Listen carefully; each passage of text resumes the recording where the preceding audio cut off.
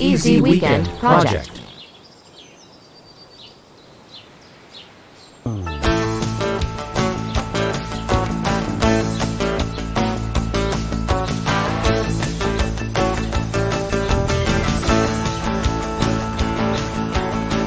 Bonjour et bienvenue à cette nouvelle leçon d'initiation à la programmation Arduino pour débutants et débutantes. Au cours de cette 14e leçon, nous allons faire le tour des 23 fonctions associées aux objets LCD et LCDI2C. Cette leçon sera divisée en 3 modules. Le premier module sera une révision des 9 premières fonctions les plus utilisées que nous avons déjà vues au cours des 13 leçons précédentes. Le deuxième module portera sur 7 nouvelles fonctions occasionnellement utilisées mais qui ne manquent pas d'intérêt. Et finalement, pour le troisième module, nous explorerons les 7 dernières fonctions pouvant être utilisées pour des besoins spécifiques. Dans tous les cas, chaque fonction sera étudiée individuellement pour en connaître sa syntaxe, le rôle des arguments contenus entre sa paire de parenthèses lorsque cela s'applique, et sa définition, c'est-à-dire son rôle. Aussi, compte tenu du fait que la majorité des étudiants qui ont montré un intérêt à ma façon d'enseigner, c'est-à-dire, par une approche très visuelle, par la pratique et non linéaire, chacune des fonctions sera intégrée dans un projet sous forme d'instruction afin de répondre à un apprentissage par la pratique et pouvoir en faire une démonstration visuelle. Autrement dit, chaque fonction sera accompagnée d'un exemple d'utilisation ? C'est exactement ça. Est-ce que ça ne risque pas d'être une leçon interminable ? En fait, je dirais plutôt que cette leçon sera particulièrement détaillée et nous évitera de devoir revenir sur ces fonctions au cours des autres leçons à venir. D'accord, je suis tout oui. C'est parfait, nous allons donc commencer par la toute première fonction. La première fonction est lcd.begin, ayant 2 paramètres contenus entre ces parenthèses. Pour débuter ce premier module, j'aimerais préciser que toutes les instructions seront inscrites dans la fonction setup et ne seront exécutées qu'une seule fois. Ici, la fonction lcd.begin, 16,2, sera exécutée immédiatement après les 9 premières instructions d'initialisation qui trouveront leur utilité plus tard dans la leçon. Tu veux bien démarrer la simulation ? Bien sûr. La fonction lcd1.begin, paramétrée 16,2, initialise les 16 colonnes et les 2 lignes de l'afficheur lcd1 16,2. Note que cette fonction ne s'applique qu'aux afficheurs LCD standard de la classe Liquid Crystal.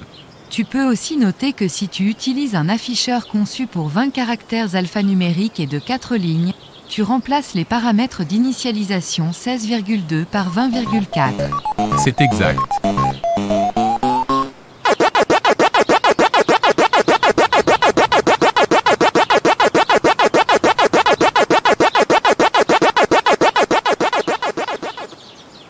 Poursuivons avec la fonction lcd.init.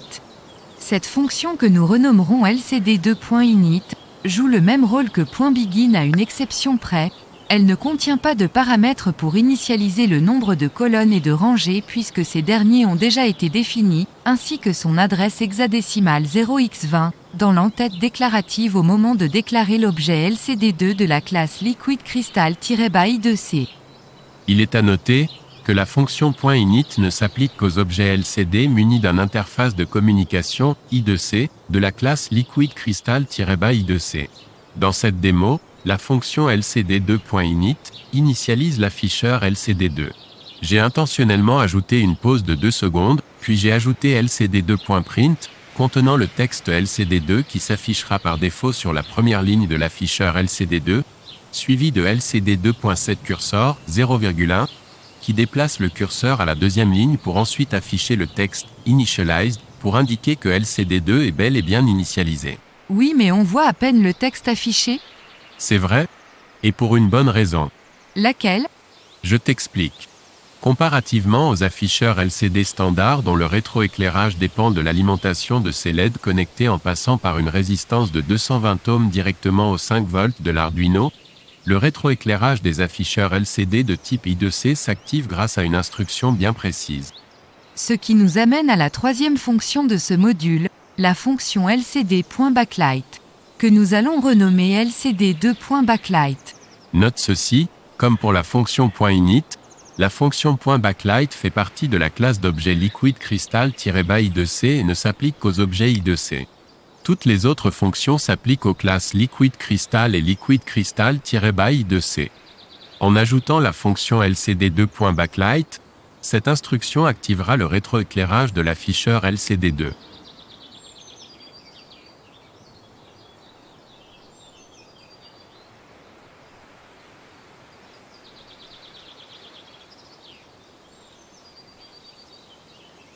Il est d'usage de placer la fonction .backlight immédiatement après la fonction .init. C'est intentionnellement qu'au début je l'avais placé après les fonctions .print, afin de te permettre de voir la différence d'affichage.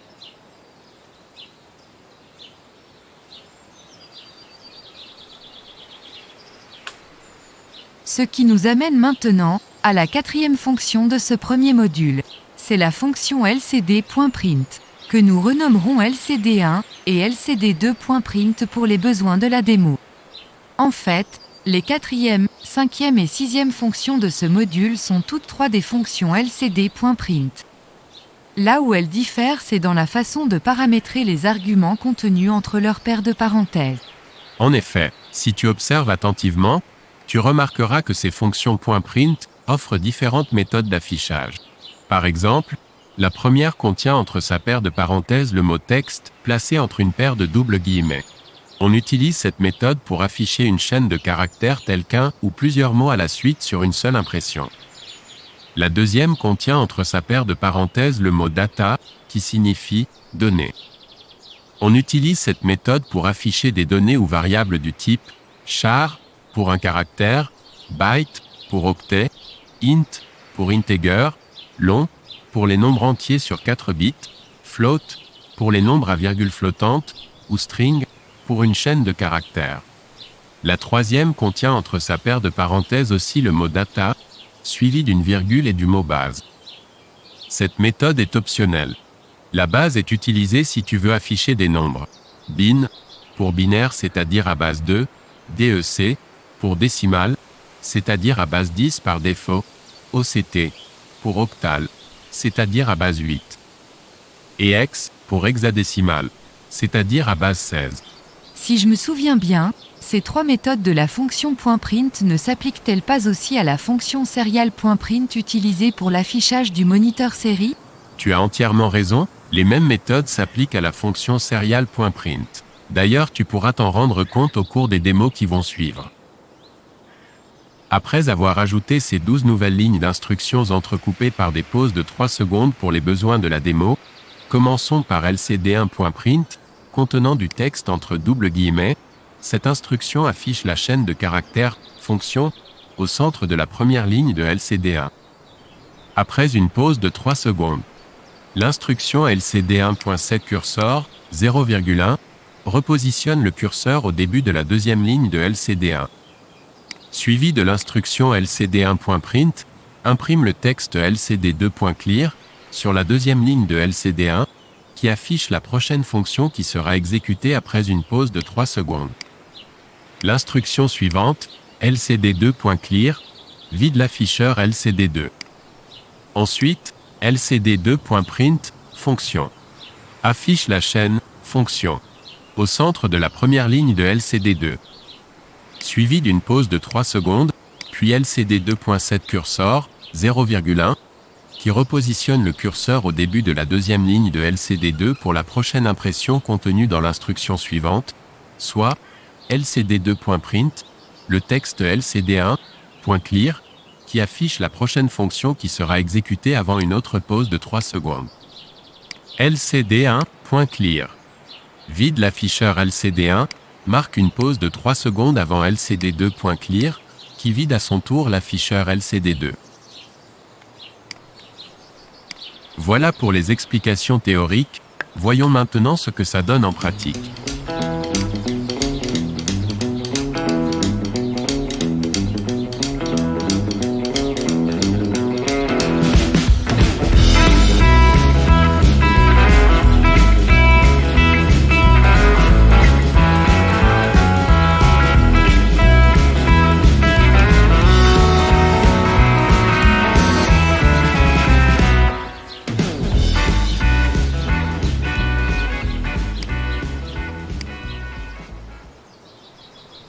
Après cette démo, peut-on s'entendre pour dire que cela conclut la première méthode utilisant la fonction lcd.print pour afficher une chaîne de caractères?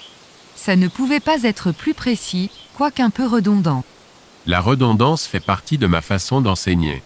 Pour les visuels comme moi, je crois que ça aide à bien mémoriser, sans devoir constamment lire et relire des pages de référence traitant de ces sujets. L'apprentissage audiovisuel a toujours été pour moi bien plus efficace dans quasiment tout ce que j'ai appris. Je suis du genre à dire à mes profs, ne me dis pas comment ça marche, montre-le-moi. Je suis exactement comme toi. D'ailleurs, j'imagine que ça explique pourquoi plus de 400 nouveaux auditeurs s'ajoutent tous les mois en s'abonnant à cette série de cours. Ça prouve aussi que ces cours répondent à un besoin en comblant bien les attentes des auditeurs. Oui, et les commentaires le confirment. C'est précisément ce qui me motive à continuer. En parlant de continuer, est-ce que tu continues le cours, ou tu préfères te péter les bretelles? Bien sûr, reprenons donc là où nous en étions. Avant de poursuivre, comme on l'a vu, la fonction lcd_print, contenant entre ses parentes une paire de doubles guillemets, est la méthode qui permet d'afficher des chaînes de caractères autant à travers les objets LCD, mais aussi des objets de la classe serial. Pour en faire la démonstration, je vais reprendre l'exemple précédent en ajoutant des instructions qui t'introduiront à la même fonction, .print, mais en l'associant à la classe serial. La classe serial permet une communication entre l'Arduino et le moniteur série se situant au bas de l'interface de développement auquel tu peux avoir accès simplement en cliquant dessus. La première instruction à ajouter dans la fonction setup lorsque tu veux utiliser le moniteur série, c'est serial.begin 9600. Cette instruction est essentielle, elle configure la vitesse de communication entre le port série et le moniteur. Dans ce cas-ci, comme le moniteur série est simulé par Tinkercad, on dira plutôt que l'Arduino communique avec l'ordinateur par le port USB. Les fonctions associées à la classe serial ne se limitent pas à .print, on utilise aussi très souvent la fonction .println. Cette dernière ajoute un saut de ligne immédiatement après l'impression d'une chaîne de caractères ou d'une variable. Par cette démo, tu pourras voir la différence offerte par ces deux méthodes. La première affiche la variable x, de type integer l'une à la suite de l'autre, sans saut de ligne. Tandis que la fonction println ajoute un saut de ligne à chaque variable.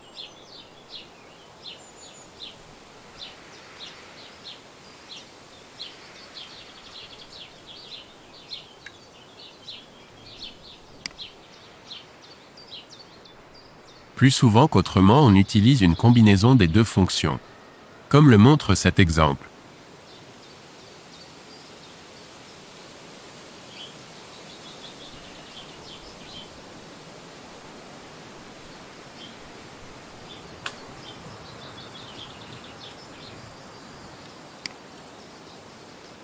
Pour revenir là où on en était avec les instructions associées à l'objet LCD, j'allais aborder la fonction lcd.print_data. Précisons que le mot data est ici utilisé pour parler des données soit de type char, byte, int, float ou string. Somme toute, ce sont des variables qui sont généralement changeantes, c'est-à-dire que leur valeur change pendant le déroulement du programme mais pas leur type. Nous aurons l'occasion d'explorer un peu plus en détail chacun de ces types de variables dans des leçons ultérieures. Aussi pour faire court, dans cette présente leçon, nous allons nous contenter simplement de voir comment on peut les utiliser. Dans cette démo, nous quittons la fonction setup et amorçons la fonction loop. La fonction loop ne contient que 3 lignes d'instructions. La première appelle la fonction fnCounter. Pour ceux qui nous ont suivis depuis le début de cette série de cours, on a déjà exploré ce modèle de fonction qui permet de gérer les pages d'un menu à partir de 2 boutons poussoirs. Je crois donc inutile d'en détailler son fonctionnement. Pour les autres, je vous recommande de visionner les leçons 8 et 12. La deuxième ligne d'instruction utilise la fonction delay paramétrée à 10 millisecondes, suivie de la fonction menu que nous avons déjà explorée dans les leçons 8 et 12. Ainsi, la fonction loop se répète donc à toutes les 10 millisecondes si aucune action n'appelle une autre fonction. Cependant, chaque page du menu contient une fonction en attente d'être exécutée en pressant le bouton test. Dès que le bouton test est pressé pendant un certain temps, il lance la fonction affichée sur LCD1 et fait une démonstration sur LCD2. À titre d'information, normalement, si on utilisait une vraie carte Arduino, l'action se passerait dans les 10 millisecondes programmées. Par contre, en utilisant un logiciel de simulation en ligne comme on le fait présentement, ce délai peut être différent. Cela est dû à 3 facteurs. Le premier dépend de ta vitesse de connexion sur Internet, le deuxième facteur est l'achalandage sur les serveurs de Tinkercad, et finalement de la vitesse de ton processeur. C'est désagréable mais on apprend à vivre avec. Cela fait partie des inconvénients d'utiliser des simulateurs en ligne quels qu'ils soient. Mais cela a aussi l'avantage d'apprendre sans frais et sans risque. C'est là tout l'intérêt de ce cours. Il te permet d'apprendre et de pratiquer en virtuel sans frais. Puis, si tu découvres que tu aimes vraiment ça et que tu sembles avoir de bonnes aptitudes, là tu te commandes un vrai bon kit complet de démarrage Arduino. Poursuivons avec la fonction lcd.print char. Cette fonction permet d'afficher des variables de type char. Pour la démo qui va suivre, j'ai développé une fonction personnalisée qui utilise les caractères du tableau ASCII. Dans cette fonction, une boucle for initialise une variable de type integer nommée x, qui servira d'index à la variable char qui aura une valeur croissante de 0 à 255. À chaque passage de la boucle, la fonction lcd.print char associée à l'index x affichera le caractère qui lui correspond et qui est contenu dans le tableau ASCII. Une démonstration vaut 1000 mots.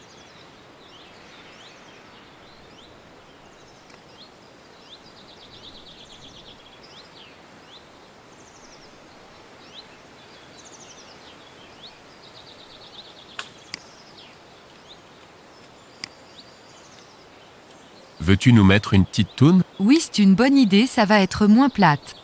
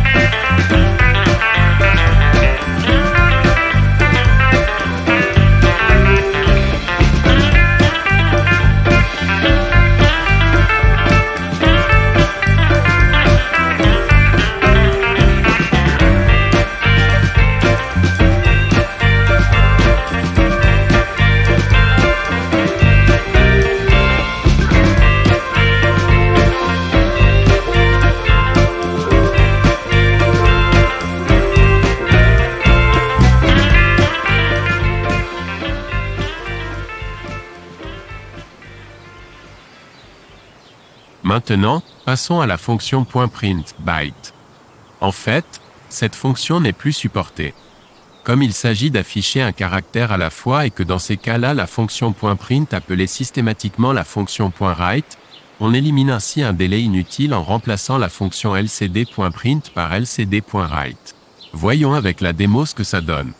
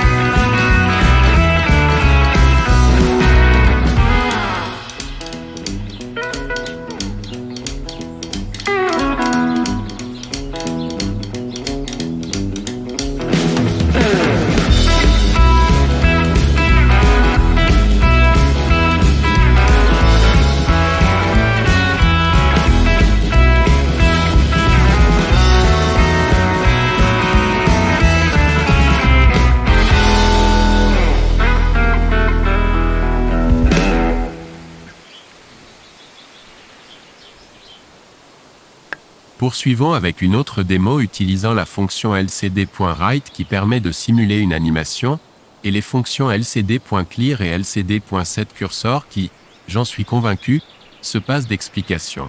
C'est vrai et de toute façon, en téléchargeant une copie de ce projet grâce au lien qui a été ajouté à cet effet dans la description au bas de cette vidéo, nous y retrouvons tous les détails sous forme de commentaires pour chaque ligne d'instruction.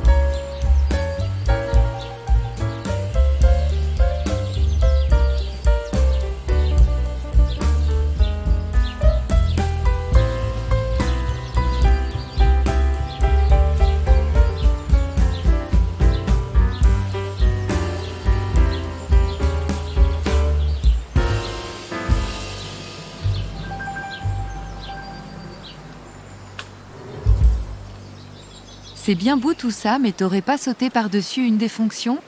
En effet, je l'ai gardé pour la fin. Il s'agit de la fonction lcd.print intégrant, si je puis dire, une fonction de conversion. Soit en binaire, en décimal, en octal ou en hexadécimal. La méthode est simple, l'instruction lcd.print data base affiche la valeur de la variable data dans la base désirée, soit bin, pour la base 2 qui donne une valeur binaire, DEC pour la base 10 pour une valeur décimale, OCT pour la base 8 qui donne une valeur octale, et hex pour la base 16 qui donne une valeur hexadécimale. La démo qui suit montre son utilisation. Dans un premier temps, data est une variable qui a été déclarée dans une boucle for, à laquelle j'ai assigné le type integer et dont la valeur décimale s'incrémente de 0 à 32. Par défaut, elle est à base 10. Après l'avoir convertie dans les 4 bases, dans une autre boucle for, j'ai changé son type integer par le type char, dont la valeur s'incrémentera de A à Z. Une démo vaut 1000 mots.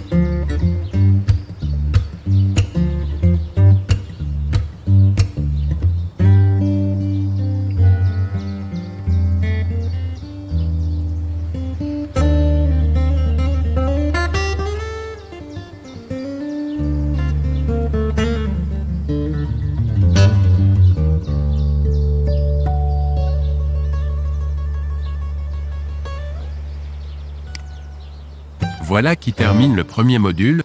Passons au deuxième module et explorons ces 7 fonctions. Commençons par les 2 premières. Comme ces 2 commandes vont rarement l'une sans l'autre, lcd.display et lcd.noDisplay. La fonction lcd.display allume l'écran LCD et affiche le texte ou les curseurs qui ont été imprimés sur l'écran. Elle est à l'opposé de la fonction lcd.noDisplay, qui a pour rôle de désactiver tout texte ou curseur imprimé sur l'écran LCD. Le texte, les données ne sont pas effacées de la mémoire LCD. Cela signifie qu'il sera à nouveau affiché lors de l'appel de la fonction display.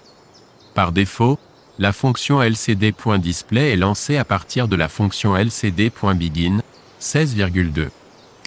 Donc on l'utilise seulement si on a eu à utiliser au préalable la fonction lcd.noDisplay. En quelque sorte, on peut dire que la fonction .noDisplay met l'affichage du texte en veille jusqu'à l'appel de la fonction .display. Très souvent, on associera ces 2 fonctions à un bouton poussoir. C'est bien vrai. D'ailleurs, je te propose de créer un projet qui le fait et de nous envoyer ton lien par le biais des commentaires. Poursuivons maintenant avec la fonction lcd.home qui se passe de démonstration tellement elle est facile à retenir. Cette fonction positionne le curseur dans le coin supérieur gauche de l'écran LCD sans effacer l'affichage. Elle remplit exactement le même rôle que lcd.setCursor, 0,0. Si vous souhaitez également effacer l'affichage, utilisez plutôt lcd.clear, qui remplit le même rôle mais efface l'affichage en plus de positionner le curseur dans le coin supérieur gauche de l'écran LCD. Les 2 fonctions suivantes, lcd.cursor et lcd.noCursor. La fonction lcd.cursor affiche le curseur LCD sous forme d'un trait de soulignement à la position du prochain caractère à imprimer. Tandis que la fonction lcd.noCursor cache le curseur LCD. La démo suivante utilise ces 2 fonctions dans une boucle for, pour créer un curseur clignotant à 10 reprises à intervalle d'une demi-seconde.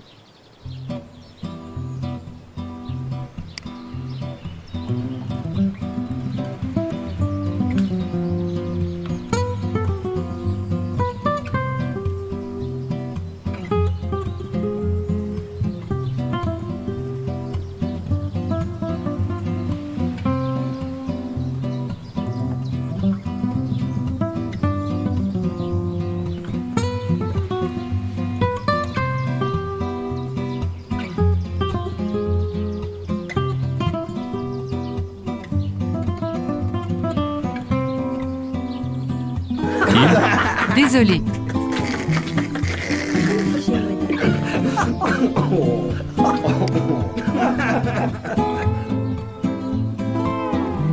Pour en terminer avec ce deuxième module, il ne nous reste que ces 2 dernières fonctions, lcd.blink et lcd.noblink. lcd.blink crée un curseur LCD de style bloc clignotant. C'est un caractère sous forme de rectangle, clignotant à la position du caractère suivant à imprimer. lcd.noblink désactive le curseur LCD de style bloc. La démo suivante affiche le curseur clignotant pendant 5 secondes, puis le désactive pendant 2 secondes. Une boucle for répète 3 fois ces instructions.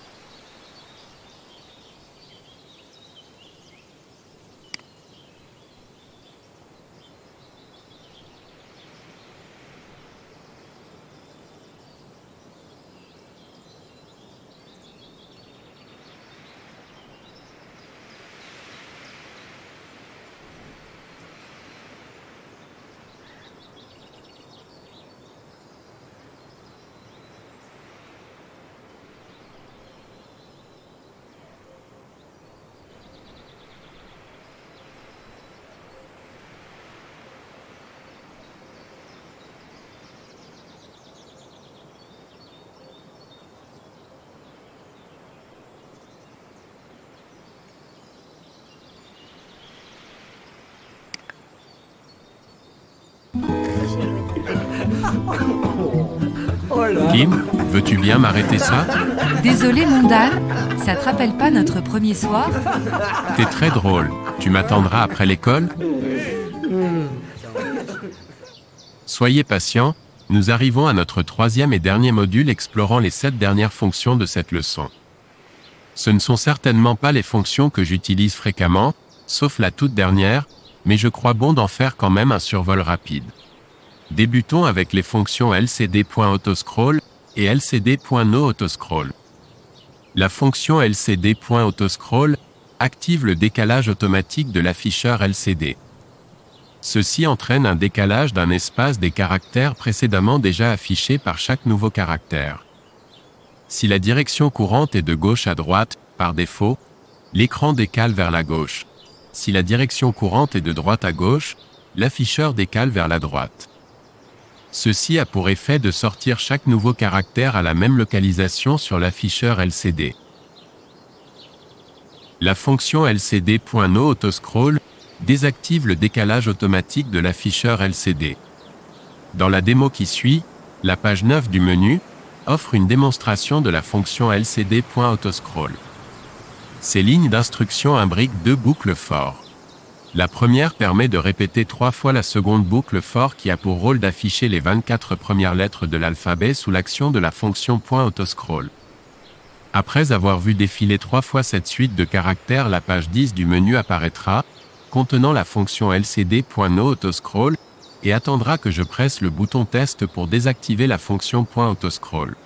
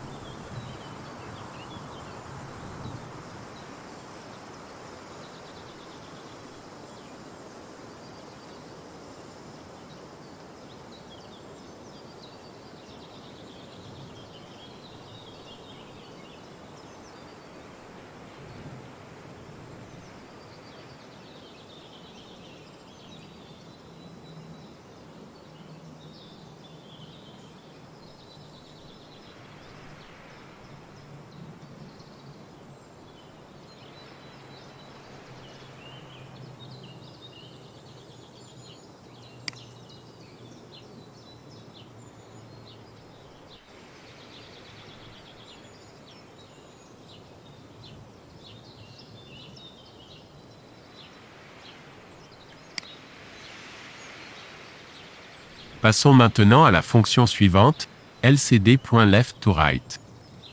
Cette fonction initialise la direction d'écriture du texte sur l'écran LCD de gauche à droite. Elle fait passer le texte vers la droite du curseur, comme si l'affichage était justifié à gauche, c'est la valeur par défaut au démarrage du programme. Donc c'est inutile de l'utiliser si on n'a pas déjà inversé la direction d'écriture par la fonction lcd.rightToLeft, qui a pour rôle de faire passer le texte vers la gauche du curseur, comme si l'affichage était justifié à droite. Dans la démo qui suit, les instructions contenues dans la page 11 du menu contiennent une boucle for qui répétera 3 fois en alternance ces deux fonctions pendant 3 secondes pour chacune, puis termine avec la fonction lcd2.leftToRight afin de remettre le sens d'écriture à la valeur par défaut soit de gauche à droite.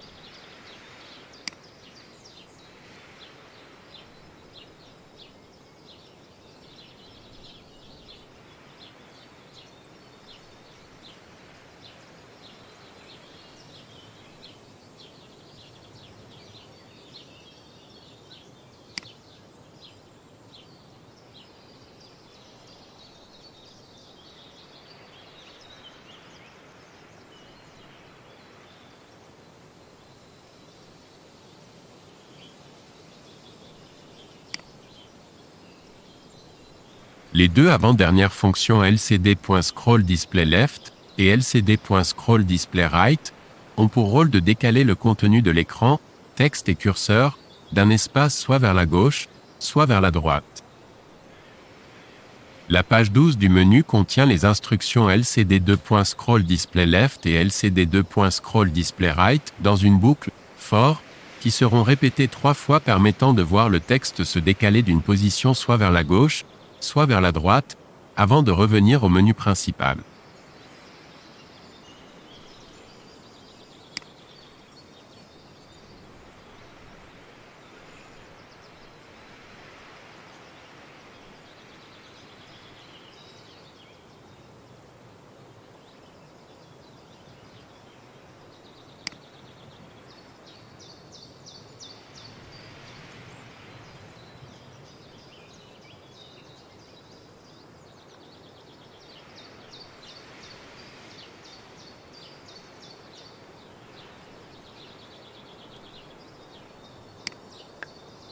Finalement, nous voilà à la dernière fonction à explorer, mais je vais juste me contenter d'un court rappel car l'étude plus en détail de cette fonction a déjà fait le sujet principal de CIPAD 12 au cours de la leçon 11. Pour ceux que ça intéresse, j'ai placé un lien conduisant à ce cours dans la description au bas de cette vidéo. Oui, je me rappelle très bien qu'on l'a étudié en détail le mois dernier, et non seulement dans la leçon 11 mais aussi la leçon 12 qui parlait d'un compteur ascendant-descendant. Effectivement, donc pour aujourd'hui, je me contenterai de rappeler qu'avec la fonction lcd.createChar, il est possible de créer et d'afficher des caractères personnalisés sur l'écran LCD. Ceci est particulièrement utile si vous souhaitez afficher un caractère qui ne fait pas partie du jeu de caractères ASCII standard.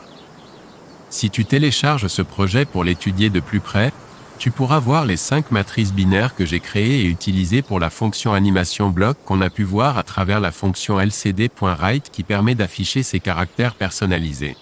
Ce projet vaut la peine d'être copié grâce au lien placé dans la description au bas de cette vidéo. Il contient 695 lignes d'instructions et de commentaires t'offrant une incroyable mine d'informations détaillant chaque instruction. De plus, un lien te conduisant à un générateur de caractères personnalisés offert en ligne gratuitement s'y trouve.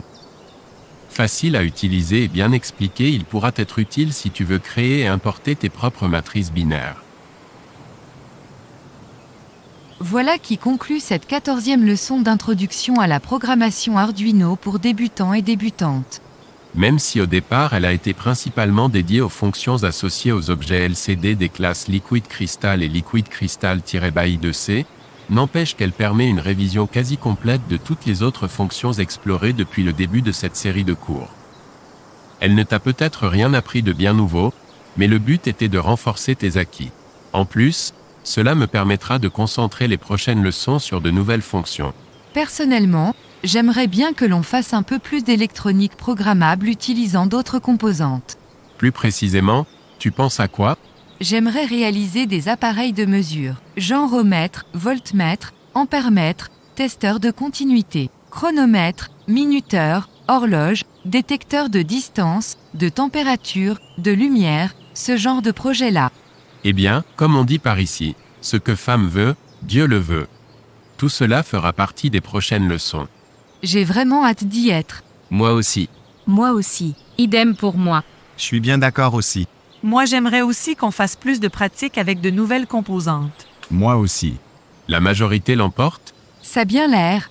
C'est donc un rendez-vous. En espérant que cette leçon vous a été utile, faites-nous part de vos commentaires, partagez ce lien avec vos amis et n'oubliez pas de cliquer sur j'aime si vous voulez nous encourager dans cette direction. Nous vous disons au revoir, merci de votre participation et à très bientôt.